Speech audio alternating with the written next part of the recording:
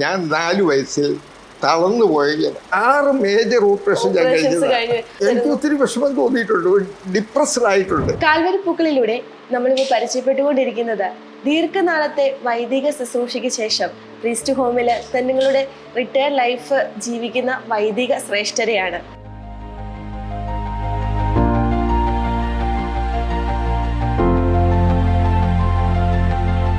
ഇന്ന് നമ്മൾ പരിചയപ്പെടുന്നത് തൻ്റെ ദൈവവിളിക്ക് ദൈവത്തോട് പ്രത്യുത്തരം നൽകിക്കൊണ്ട് തൻ്റെ ദൈവ വിളിയിൽ അത്രയും വിശ്വസ്തനായി നിന്നുകൊണ്ട് ദീർഘനാള് ദൈവജനത്തിനും ദൈവത്തിനും വേണ്ടി ശുശ്രൂഷ ചെയ്ത ബഹുമാനപ്പെട്ട ലൂക്ക് പീഡിയക്കലച്ചനാണ്. അച്ഛാ, ഈശോ മിശിഹായ്ക്ക് അച്ഛാ, എന്തൊക്കെയുണ്ട് വിശേഷം? നമ്മുടെ പ്രീസ്റ്റ് സുഖമായിട്ടിരിക്കുന്നു, സന്തോഷമായിട്ടിരിക്കുന്നു. അപ്പൊ അച്ഛനോട് ആദ്യം തന്നെ ചോദിക്കാനുള്ളത്, അച്ഛൻ്റെ ഒരു ദൈവവിളിയുടെ തുടക്കം എങ്ങനെയായിരുന്നു അച്ഛൻ്റെ സെമിനാരി ജീവിതത്തിലേക്കുള്ള വരവ്? ദൈവവിളിക്ക് തുടക്കം ഞാൻ 4 വയസ്സിൽ തളർന്നു പോയതാണ്. ആ കിടന്ന് കിടപ്പ് അപ്പം അത് നാട്ടുവൈദ്യമാണ്. പുള്ളി വന്ന് പറഞ്ഞു, എഴുന്നേറ്റാലും വലിയ ഗുണമുണ്ടായില്ലെന്ന് പറഞ്ഞു. ഞാൻ എഴുന്നേറ്റു. അപ്പം 4 വയസ്സ് കഴിഞ്ഞിപ്പോൾ 6 മാസത്തോളം ഞാൻ കിടന്ന അവിടെ നിന്ന് ഇപ്പം 82 വയസ്സ് പൂർത്തിയാകാൻ പോയ സെപ്റ്റംബറിൽ. അത്രയും നാൾ ഞാൻ ഓടി. അപ്പം ഞാൻ എഴുന്നേറ്റ് കഴിഞ്ഞപ്പം എൻ്റെ വല്യപ്പനെ, ഉപ്പാപ്പനെ ഞങ്ങൾ വിളിക്കുന്നത്, പുള്ളിക്ക് എന്നോട് വലിയ സ്നേഹം, ഫാദറിൻ്റെ അപ്പം പുള്ളി തേക്കുന്ന കുഴമ്പ് എന്നെയും തേപ്പിക്കും, പുള്ളി കുളിക്കുന്ന ചൂടുവെള്ളത്തിൽ എന്നെയും കുളിപ്പിക്കും. പുള്ളി ഒരു വലിയ ഭക്തനായിരുന്നു. ഞങ്ങളുടെ വീട് സിംതീരയുടെ തൊട്ടടുത്താണ്. അപ്പം എല്ലാ ശവാടക്കിനും പോകും, ഞാനും പോകും. അവിടെ ശവാടക്കിന് ചെന്നിട്ട് എന്നെ നൂണ്ട് കയറി മിന്നപ്പ് കയറി ഇതെല്ലാം കാണും. കഴിഞ്ഞ് തിരിച്ചു വന്ന് വീട്ടിൽ വന്നിട്ട് എൻ്റെ പ്രധാന ജോലി ശവാടക്കായിരുന്നു. ഒരു തോർത്ത് കൊണ്ട് കാപ്പയിട്ട് വാഴപ്പുള കൊണ്ട് ശവപ്പെട്ടി ഉണ്ടാക്കി അതിനകത്ത് ഉറുമ്പോ ഈച്ചയൊക്കെ പിടിച്ചു വെച്ച് അതിനെ കൊണ്ട് കുഴിച്ച് ചടക്കരുത്. അവിടെ നിന്നാണ് ദൈവവിളിയുടെ തുടക്കം. പിന്നെ എനിക്ക് ഈ ശുശ്രൂഷയോട് കുറച്ച് പിന്നെ ഞാൻ ദിവസവും പള്ളിയിൽ പോകുമായിരുന്നു.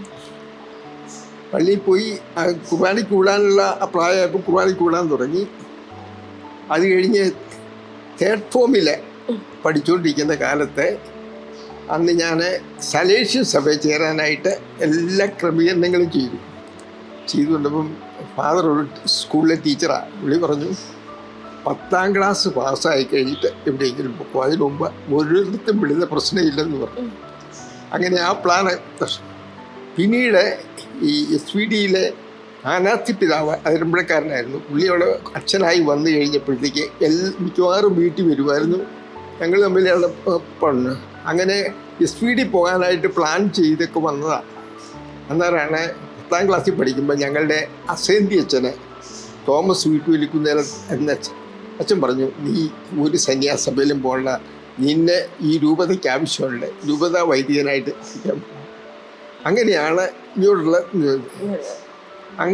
SSLC പാസ്സായി കഴിഞ്ഞിട്ട് ഞാൻ സെമിനാരി വന്ന് ചേരുമ്പോഴത്തേക്ക് ഞാൻ 2 പ്രാവശ്യം വന്നപ്പോഴും റെക്ടറിനെ കാണാൻ പറ്റിയില്ല. അപ്പോഴത്തേക്ക് പിന്നീട് ഫാദർ വന്നപ്പോഴത്തേക്ക് ഫാദറിനോട് അന്നത്തെ വൈസ് റെക്ടർ ഞങ്ങളുടെ ഇടവകയിൽ പണ്ട് അസേന്തിയായിട്ടിരുന്നതാണ്. അച്ഛൻ പറഞ്ഞു, റെക്ടറച്ചൻ കാണാതെ ആരും അടിക്കുകയല്ലോ. അപ്പം റെക്ടറച്ചിൻ്റെ ഇടയ്ക്ക് ചെന്ന് പറഞ്ഞു, എന്നാൽ ഞാൻ കൊച്ചനെ ഈ പറഞ്ഞു വിടാമെന്ന് പറഞ്ഞു. വേണ്ട, എന്നോട് അന്ന് വികാരി എന്ന ആളായിരുന്നു ചിറ്റൂരച്ഛൻ എല്ലാ കാര്യങ്ങളും പറഞ്ഞിട്ടുണ്ട്. കൊച്ചനെ ഇന്ന സാധനങ്ങളും കൊടുത്തു വിട്ടച്ചാൽ മതി. അങ്ങനെയാണ് ഞാൻ സെമിനാരി വന്ന് ചേരുന്നത്. അങ്ങനെയാണ് സെമിനാരി ജീവിതത്തിന്റെ തുടക്കം. അച്ഛൻ്റെ ഒരു സെമിനാരി കാലയളവ് ഓർക്കുന്നുണ്ടോ? അവിടുത്തെ ഒരു ജീവിതവും അവിടുത്തെ ഒരു നിങ്ങളുടെ ഒരു പ്രവർത്തന രീതികളും അന്നത്തെ ആ സാഹചര്യങ്ങളൊക്കെ ഓർക്കുന്നുണ്ടോ? ഒന്ന് പറയാമോ, ഞങ്ങളായിട്ടൊന്ന് ഷെയർ ചെയ്യാമോ? സെമിനാരില് അന്ന് ആദ്യം വർഷം ചേർന്ന് അന്ന് ഞങ്ങളെ ഈ തറയിലാണ് കിടന്നുകൊണ്ടിരുന്നത്. അപ്പം എനിക്ക് ചെറുപ്പത്തിൽ ഈ വാദം തളർന്നതല്ലേ, എന്നാലും തറയിലാണ് കിടന്നത്. രാവിലെ ഈ പായെല്ലാം തോർത്ത് ഓടണം, കൊണ്ട് ഇവരുടെ വെച്ചേച്ചും വേണം പല്ല് തേക്കാനും ഒക്കെ ആയിട്ട് പോകേണ്ടത്. അത് കഴിഞ്ഞ് ചാപ്പലിൽ വന്ന് പ്രാർത്ഥനയും പരിപാടിയായിട്ട് കുർബാനയൊക്കെ ആയിട്ട് വരും. 2ാമത്തെ വർഷം എന്നെ ചാപ്പലിലെ സാക്രിസ്ത്യനായിട്ട് ഞാനും ഇന്ന് മേജർ ആർച്ച് റിട്ടയർ ആലഞ്ചേരി പിതാവും ഞങ്ങൾ രണ്ടും കൂടെ ആയിരുന്നു കപ്പിയാൽ ശുശ്രൂഷ ചെയ്തുകൊണ്ടിരുന്നത്. അന്ന് ആ ശുശ്രൂഷയൊക്കെ എനിക്ക് വളരെ ഇഷ്ടമായിരുന്നു. ഞാൻ അങ്ങനെ ചെയ്തു. അത് കഴിഞ്ഞ് മേജർ സെമിനാരി പോകാൻ പരീക്ഷ എഴുതി. എനിക്ക് കോട്ടയത്തേക്കായിരുന്നു മാർക്ക് കൂടുതൽ ആലുവയേക്കാളും. അപ്പം അന്ന് ആലുവ സെമിനാരിയെക്കുറിച്ച് അവിടുത്തെ വലിയ പ്രശ്നങ്ങളായിട്ട്, അതായത് റക്ടച്ചും വിദേശീയനാണ് ഭയങ്കര എന്നൊക്കെ പറഞ്ഞാൽ. അതുകൊണ്ട് ഞാൻ കൊടവാതിന് പോകാനായിട്ട്, പക്ഷേ എനിക്ക് സെലക്ഷൻ വന്നത് ആലുവയ്ക്കാം. എനിക്ക് വളരെ സങ്കടമായിരുന്നു. ഞാൻ സെമിനാരി വന്ന് പറഞ്ഞു, അച്ഛൻ പറഞ്ഞ് സെലക്ഷൻ കഴിഞ്ഞു എഴുതി മാറ്റി. അപ്പോഴന്ന് സ്പിരിച്വൽ ഫാദർ ആയിരുന്ന ജോസഫ് കരിമ്പാലിൽ അച്ഛനെ. അച്ഛൻ എന്നോട് പറഞ്ഞു, നീ അച്ഛനാകാൻ ആഗ്രഹിക്കുന്നെങ്കിൽ നീ ആലുവയ്ക്ക് വെക്കൂ, അത് മതി. അത് ശരിയായിരുന്നു കേട്ടോ. ഞാനൊരു പക്ഷേ വടവാതൂർ പോയിരുന്നെങ്കിൽ അന്ന് ഞങ്ങളുടെ ബാച്ചിലെ അവിടെ വെച്ച് ചില പ്രശ്നമൊക്കെ ഉണ്ടായി. അക്കൂട്ടത്തിൽ ഞാൻ ഇങ്ങനെ ബഹളങ്ങളുടെ കമ്മിയിൽ നിൽക്കുന്ന ഒരാളായതുകൊണ്ട് ഞാൻ അതിനകത്ത് നിന്ന് പെട്ടെന്നെ. ആലുവയിൽ പോയത് കൊണ്ട് എനിക്ക് എല്ലാ തരത്തിലും ഉപകാരപ്രദമായിരുന്നു. ആലുവയിലെ ജീവിതം വളരെ സുഖകരമായിരുന്നു. അപ്പൊ ഈ സെമിനാരി ഫോർമേഷന് ശേഷം അച്ഛൻ നേരെ പൗരോഹിത്യ സ്വീകരണത്തിലേക്കാണ്. അതെ. അപ്പൊ അച്ഛന്റെ പൗരോഹിത്യ ദിനം ഓർക്കുന്നുണ്ട്? എന്നാണ് ആ പൗരോഹിത്യം സ്വീകരിച്ച വർഷവും ദിവസവും ആ ഒരു ദിവസം ഓർക്കുന്നുണ്ടോ? ഞാൻ ആദ്യം അച്ഛനായിട്ട് എനിക്ക് അപ്പോയിൻമെൻറ്റ് കിട്ടുന്നത് ഈസ്റ്റർ ഡ്യൂട്ടിക്ക്. ഈസ്റ്റർ ഡ്യൂട്ടി അന്ന് വല്ല ഈ കിഴക്ക് ഒരു ഈ ഇടവകയാണ് അന്ന്.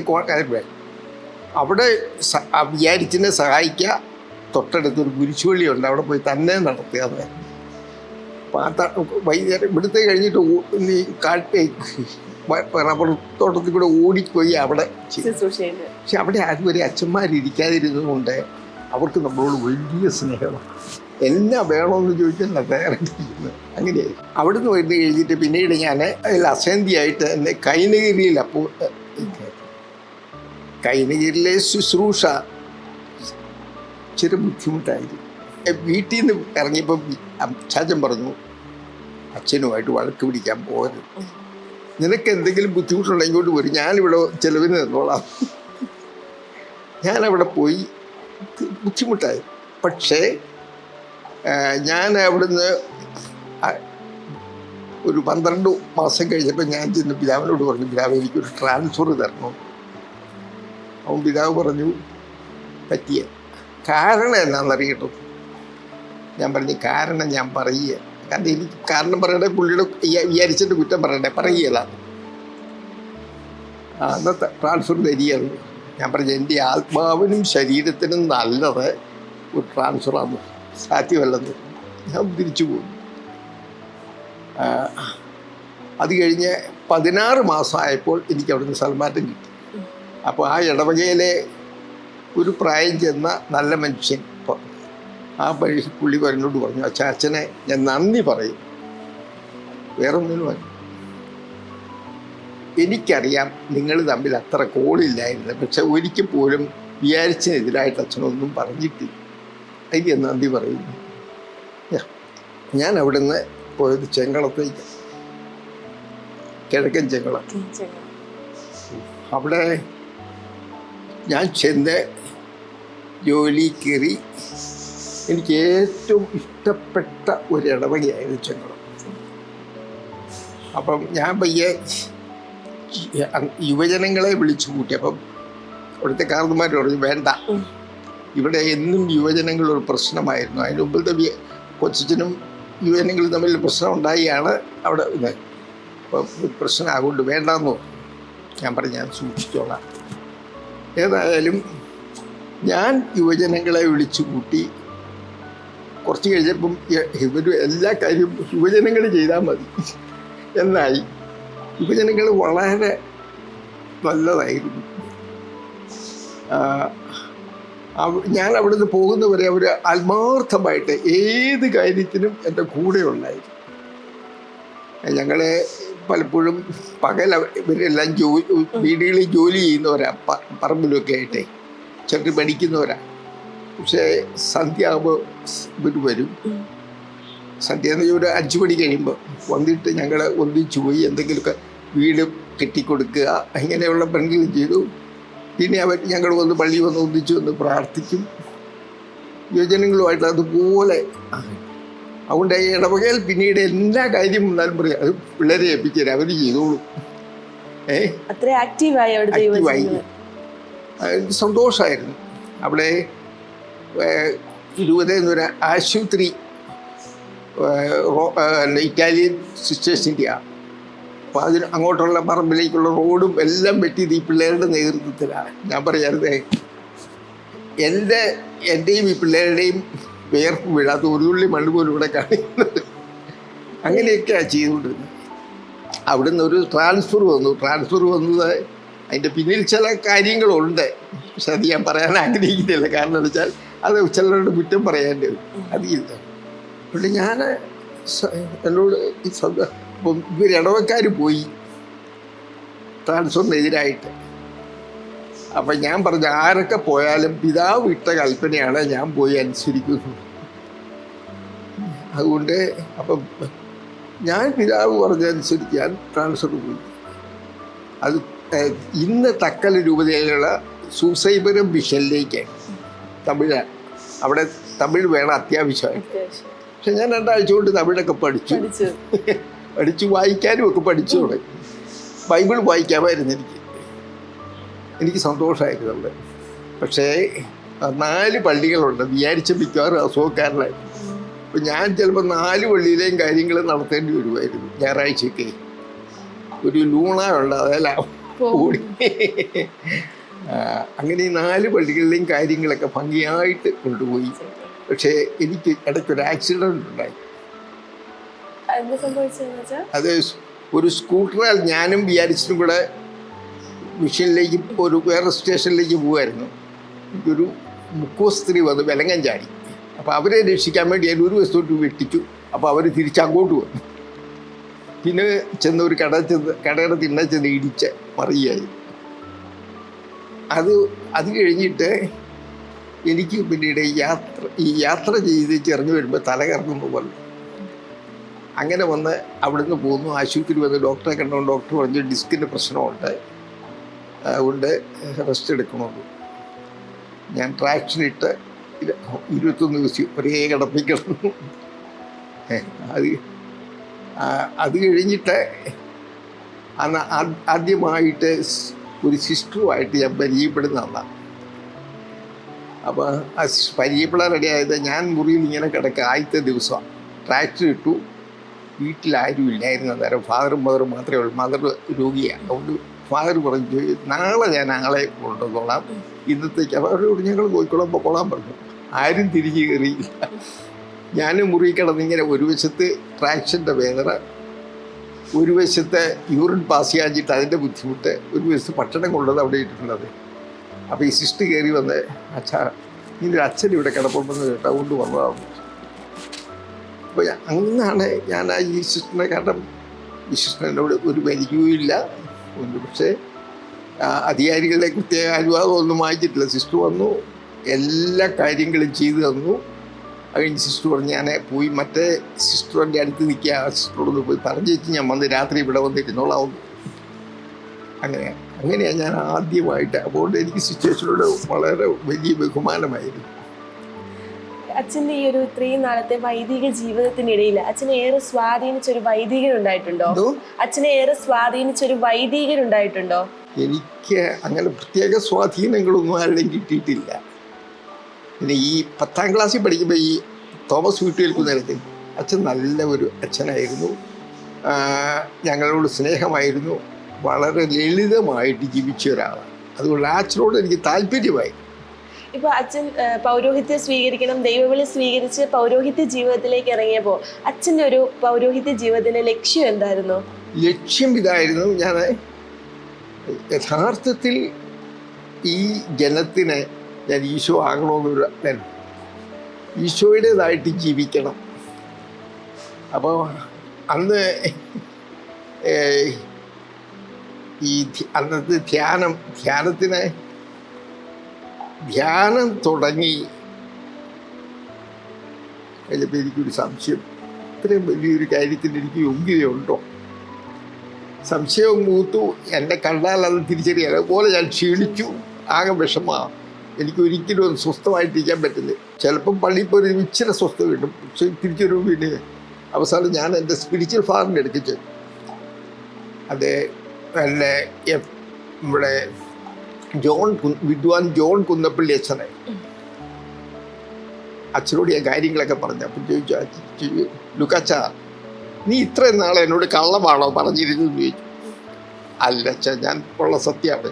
എന്നാൽ ഇനി മിണ്ടിപ്പോകരുത്, മര്യാദയ്ക്ക് പോയി ധ്യാനം കൂടിയിട്ട് അച്ഛനായിക്കോളൂ. ബാക്കിയായി ഞാൻ ഏറ്റിരിക്കുന്നു. അങ്ങനെ അച്ഛൻ്റെ ആ ഇതുകൊണ്ടാണ് ഞാൻ. അത് കഴിഞ്ഞിട്ട് അന്ന് രാത്രി ഞങ്ങൾ വന്ന് പാറപ്പള്ളിയിലാണ്, അവിടെ സെമിനാരിലാണ് കിടന്നിരുന്നത്. രാത്രി ഞാൻ പള്ളിയിൽ പോയി പ്രാർത്ഥിച്ചപ്പം എൻ്റെ മനസ്സിൽ പെട്ടത്, ശക്തനായവൻ വൻകാര്യങ്ങൾ എനിക്ക് ചെയ്യുന്നതല്ലേ, വളരെ ശക്തനല്ലേ പ്രവർത്തിക്കുന്നത്, ഞാനൊക്കെ വിട്ടുകൊടുത്ത. അങ്ങനെയാണ് തുടങ്ങിയത്. അച്ഛൻ ഇപ്പൊ മിഷനിൽ പ്രവർത്തിച്ചു എന്ന് പറഞ്ഞു. മിഷനിൽ കുറച്ച് നാള് പ്രവർത്തിച്ചു എന്ന് പറഞ്ഞു. ആ ഒരു മിഷൻ അനുഭവം ഒന്ന് പങ്കുവയ്ക്കാവോ? അവിടുത്തെ ആളുകളും അവിടുത്തെ രീതികളും അവർക്ക് വേണ്ടി ചെയ്ത. പ്രധാനമായിട്ടും നാടാന്മാരായിരുന്നു, പാവങ്ങൾ, സാമ്പത്തികമായിട്ടൊക്കെ വരും. അപ്പം നമ്മൾ ചെന്ന് അവരെ ആദ്യം ഞാൻ ഭവന സന്ദർശനം നടത്തി. അപ്പം ഒരു വീട്ടിലോട്ട് ചെന്നപ്പോൾ അവർ പറഞ്ഞു, അങ്ങോട്ട് പോകണ്ട, അവിടെ ഇത് ഈ വസൂരിയാണ്, അങ്ങോട്ട് പോകരുത്. ഞാൻ പറഞ്ഞു, നമ്മൾ പോയാൽ തന്നെ നമുക്ക് ചെന്ന് വരുന്നു. ഞാൻ ചെന്ന് അവിടെ അവരെ കാണുകയും ചെയ്തു. പേടിയില്ലായിരുന്നു.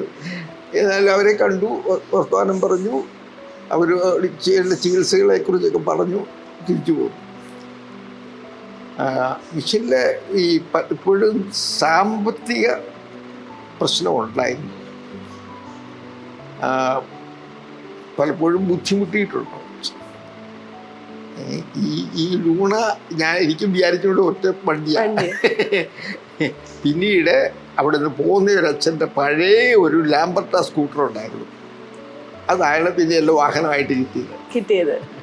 അതെന്നാ ഞാൻ മറിഞ്ഞത്. അച്ഛൻ അത് കഴിഞ്ഞിട്ട് തിരിച്ച് നമ്മുടെ നാട്ടിലേക്ക് വന്നു. ഇവിടെ പല ഇടവകകളിൽ ശുശ്രൂഷ ചെയ്ത്, ഏകദേശം എത്ര ഇടവകളിൽ ശുശ്രൂഷ ചെയ്തു എന്ന് ഓർക്കുന്നു? ഞാൻ അധികം ഇടവകളിൽ ജോലി ചെയ്തിട്ടില്ല. അപ്പൊ അച്ഛന്റെ സേവനം ഞാൻ, കാരണം അതുകൊണ്ടായത് ഞാൻ ഇവിടെ വന്നത് അസുഖമായിട്ടാണ്, ഈ നടുവിനുള്ള പ്രശ്നമായിട്ടാണ്. അത് കഴിഞ്ഞിട്ട് 1982 എൻ്റെ ത്രോട്ടിലൊരു പ്രശ്നമുണ്ടായി. ഞാൻ ത്രോട്ട് ചെക്കപ്പിന് പോയി. അപ്പം ഡോക്ടർ നോക്കിയിട്ട് ഒന്നും കുഴപ്പമില്ല, ഒരു കുഴപ്പമില്ല. അപ്പോൾ ഹിസ്റ്റോഫാഗോസ്കോപ്പി ചെയ്ത് നോക്കാമെന്ന് പറഞ്ഞു. ഹിസ്റ്റോഫാഗോസ്കോപ്പി ചെയ്തു, പെർപ്പറേറ്റ് ചെയ്തു, തുറഞ്ഞു പോയി. അവിടെ അതവർ മിണ്ടിയില്ല. ഇതങ്ങോട്ട് പഴുത്തു. ഈ തുളയെ കൂടെ എല്ലാവരും ഹാർട്ടിൽ അംശിക്കുന്ന ഭാഗം മുഴുവൻ പഴുത്തു. ഞാൻ 1 മാസം അവിടെ കിടന്നപ്പോൾ ഭയങ്കര പനി വരുമ്പോൾ ഉടനെ ഇഞ്ചക്ഷൻ എടുക്കും. ഇഞ്ചക്ഷൻ എടുക്കുമ്പോൾ പനി മാറും, ഇച്ചിരി കഴിയുമ്പോൾ വീണ്ടും തുറന്നത് പോലെ. അവസാനം ആ ഡോക്ടർ അവിടുന്ന് സ്ഥലം മാറി. ആ ഡോക്ടർ സ്ഥലം മാറി കഴിഞ്ഞപ്പം അടുത്ത ഡോക്ടർ വന്ന് എല്ലാം നോക്കിയിട്ട് പറഞ്ഞു, വേഗം തിരുവനന്തപുരത്തിനുണ്ടോ തൊറാസിക് സർജനെ കാണിക്കണം. ഞാൻ പോയി കഴിഞ്ഞപ്പം വേറൊരു അച്ഛൻ അവിടെ കാണാൻ ചെന്നപ്പോൾ അവരോട് പോയിട്ട് വിശേഷമൊന്നുമില്ല, എല്ലാം പോയിരിക്കുകയാണ്. ട്രിവാൻഡ്രത്തിൽ നിന്ന് ഡോക്ടറെ MR സുമേനോനായിരുന്നു.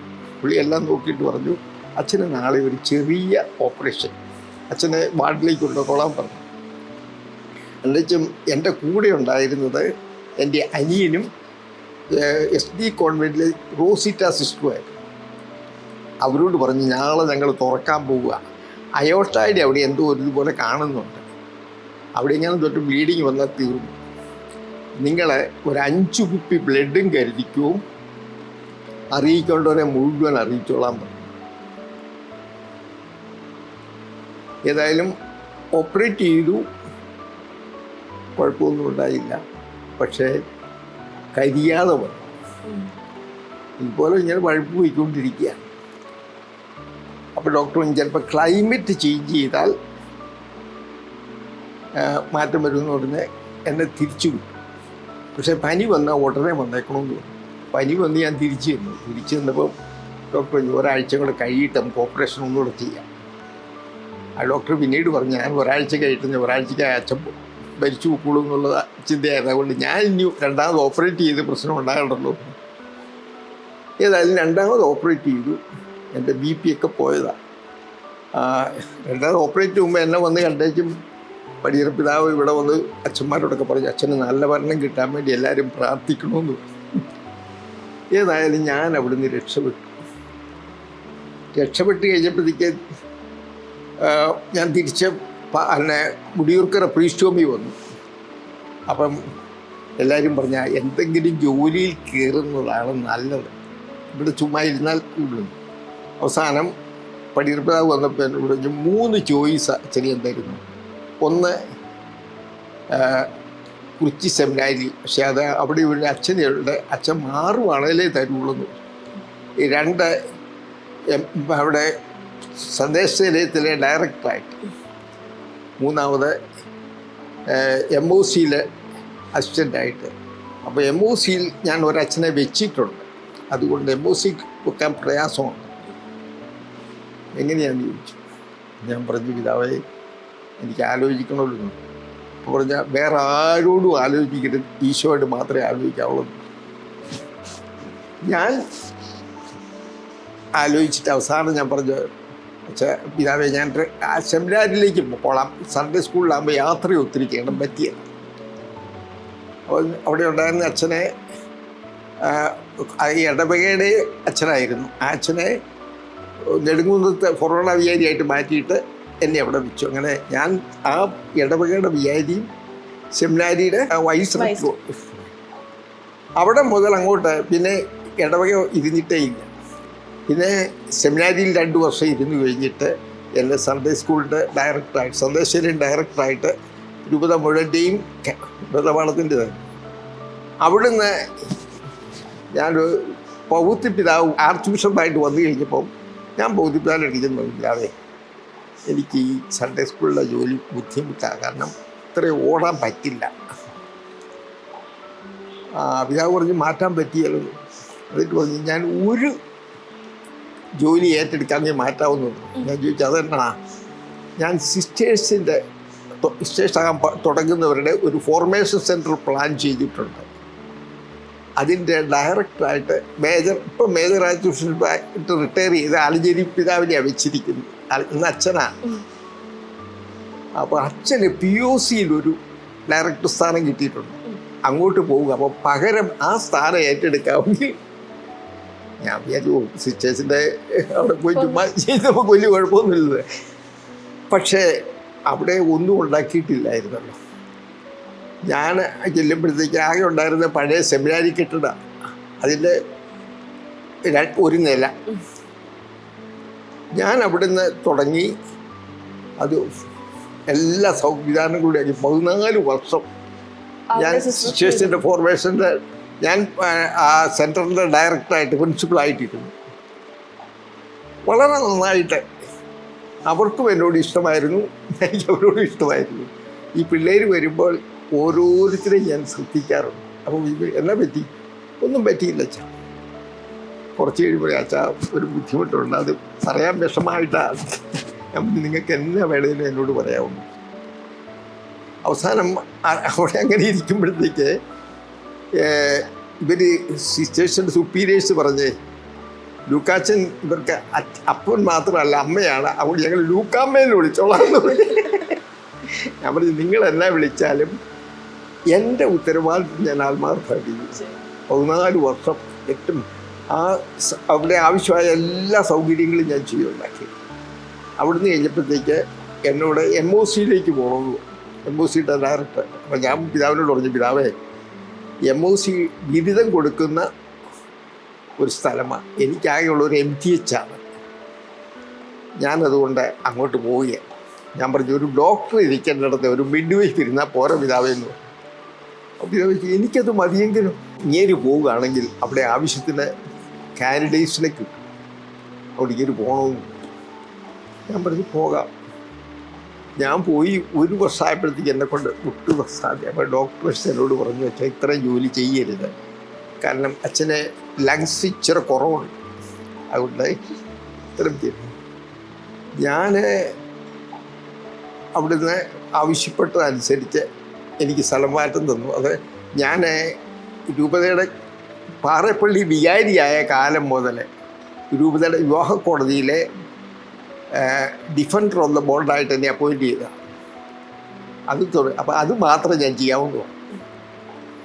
അത് അവസാനം റിട്ടയർ ചെയ്യുന്നവരെ അതാ പിന്നെ ചെയ്തത്. 41 വർഷം ഞാൻ ഡിഫൻഡർ ഓൺ ദ ബോർഡായിട്ട് വർക്ക് ചെയ്തു. എനിക്കൊന്ന് ലോകത്തിൽ ആരും ഇത്ര ചെയ്തിട്ടില്ല. നീണ്ട വർഷം, 41 വർഷം. അത് ആ ഒരു എക്സ്പീരിയൻസ് ഒന്ന് ഷെയർ ചെയ്യാമോ? ഇപ്പൊ 41 വർഷം അങ്ങനെ ഒരു പോസ്റ്റിൽ ഇരിക്കുക എന്ന് പറയുമ്പോൾ അച്ഛൻ നേരിട്ട് അത്ര എളുപ്പമുള്ള പണിയൊന്നുമല്ലാതെ ഈ വിവാഹമോചന കേസുകളാണ്. വിവാഹമോചനം നമുക്കില്ലല്ലോ.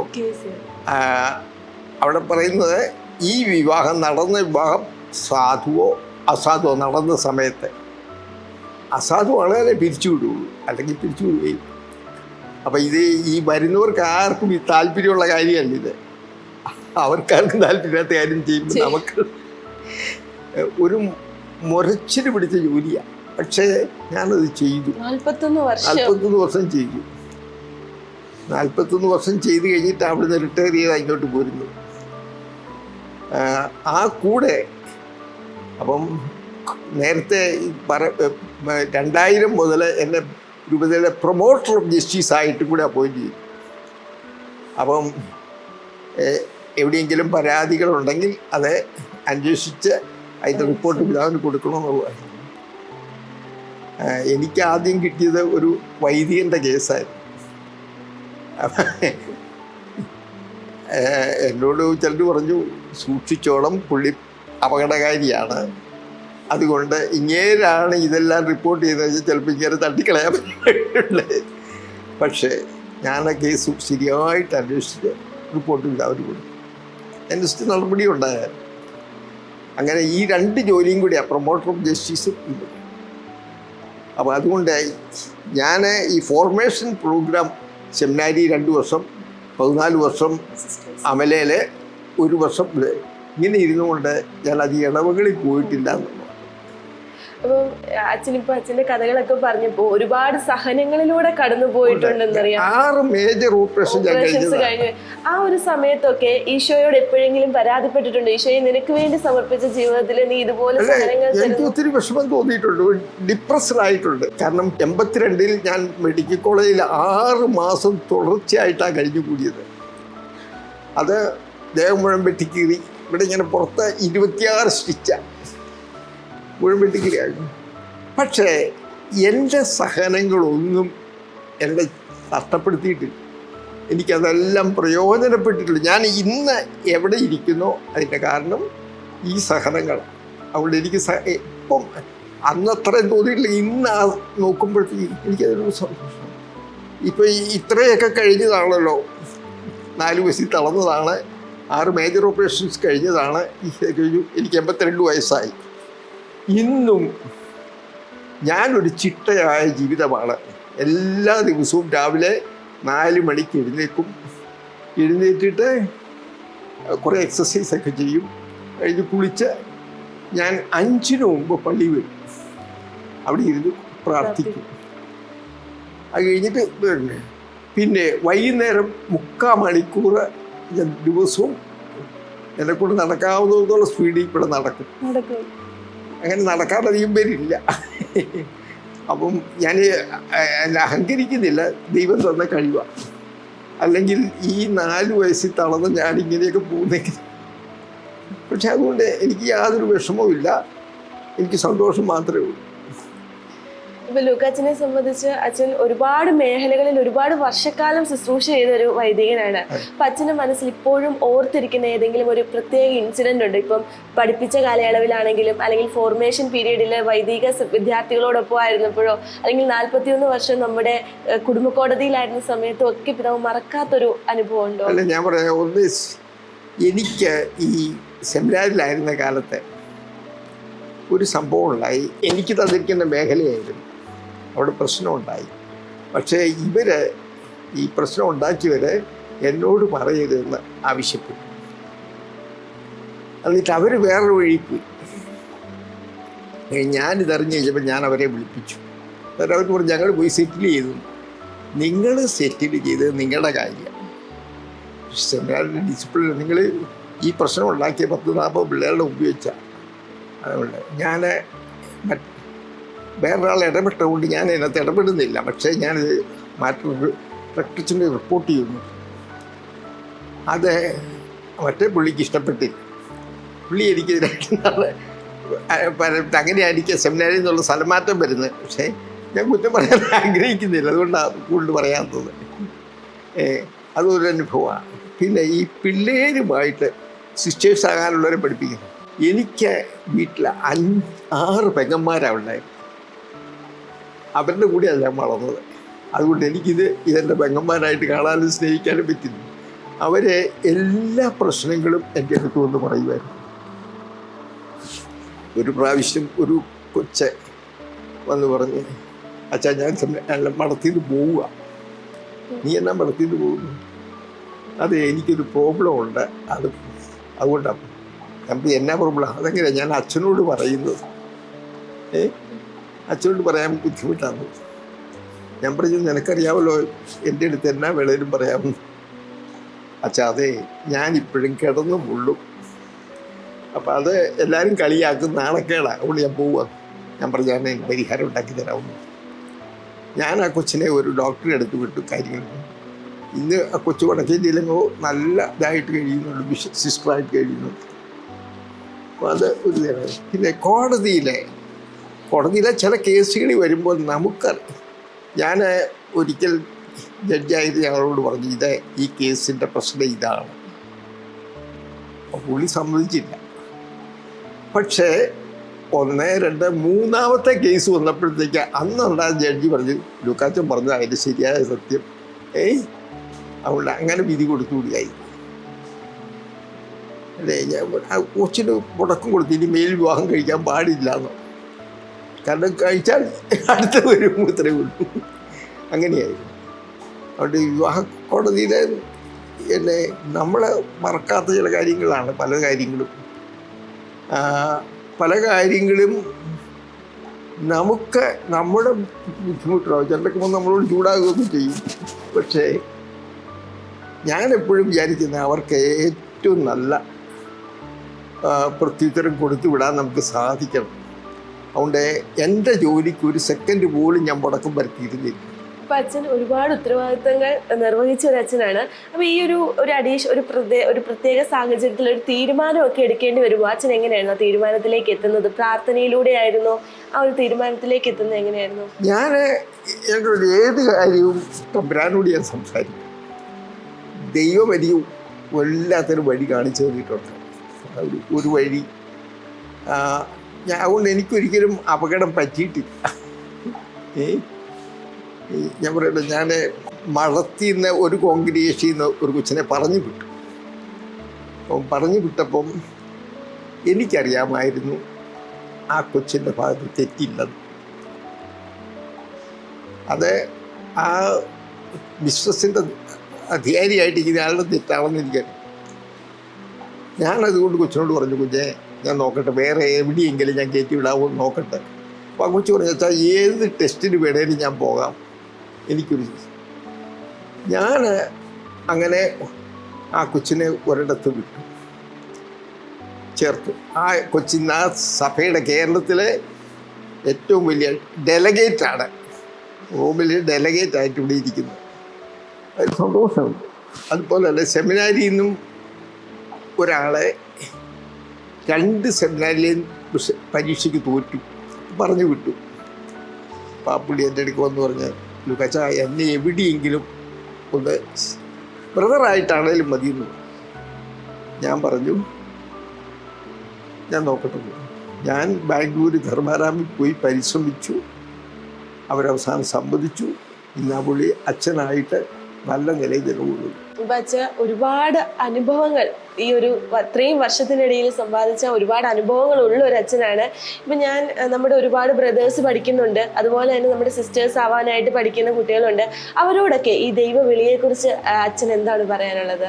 ഞാൻ പറയുന്നതേ ഉള്ളൂ, ആദ്യമായിട്ട് വിളി നീ എന്തുകൊണ്ടാണ് വിളിക്കപ്പെട്ടതെന്ന് ചിന്തിക്കണം.